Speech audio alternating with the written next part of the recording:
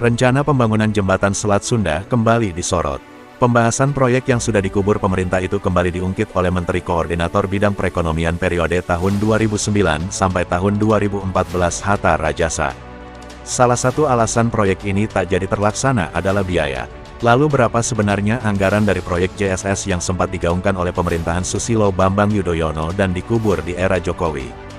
Menurut catatan detik.com, penghitungan rencana pembangunan JSS pernah disampaikan oleh Gubernur Banten yang kala itu dijabat oleh Ratu Atut Hosiah. Dari hasil prastudi kelayakan diungkapkan bahwa rencana pembangunan jembatan Selat Sunda yang rencananya dibangun mulai tahun 2009 sampai tahun 2010 ini menelan biaya 100 triliun rupiah.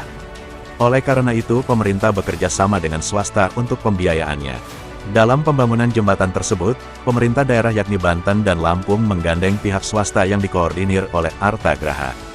Rencananya jembatan ini selesai pada tahun 2020. Proyek tersebut menjadi salah satu prioritas pemerintah, karena dalam 10 tahun ke depan sejak 2009 diperkirakan pelabuhan Bakauheni dan Merak tidak akan mampu lagi menampung penyeberangan. Namun, memasuki tahun 2009 hingga 2010 belum juga ada kepastian jembatan Selat Sunda akan dibangun.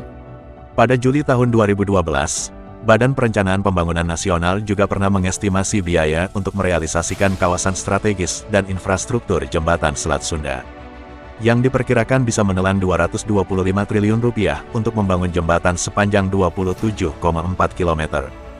Diharapkan proses persiapan pembangunan proyek ini dimulai pada tahun 2012 sampai tahun 2014 termasuk basic design. Targetnya konstruksi awal pada 2015 dan mulai beroperasi pada 2025.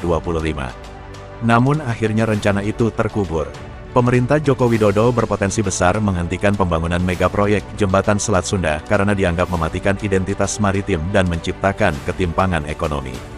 Menteri Perencanaan Pembangunan Nasional, Bappenas, Andrinov Caniago mengkhawatirkan pembangunan jembatan antar pulau itu akan mematikan identitas maritim nasional. Pasalnya Selat Sunda merupakan jalur penyeberangan laut terpadat di Indonesia. Kegiatan maritim di Selat Sunda tidak seharusnya dihentikan, tetapi justru dikembangkan dan dipamerkan sebagai identitas maritim.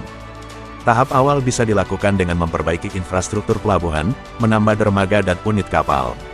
Pembangunan jembatan Selat Sunda diprediksi akan menimbulkan ketimpangan sosial dan ekonomi.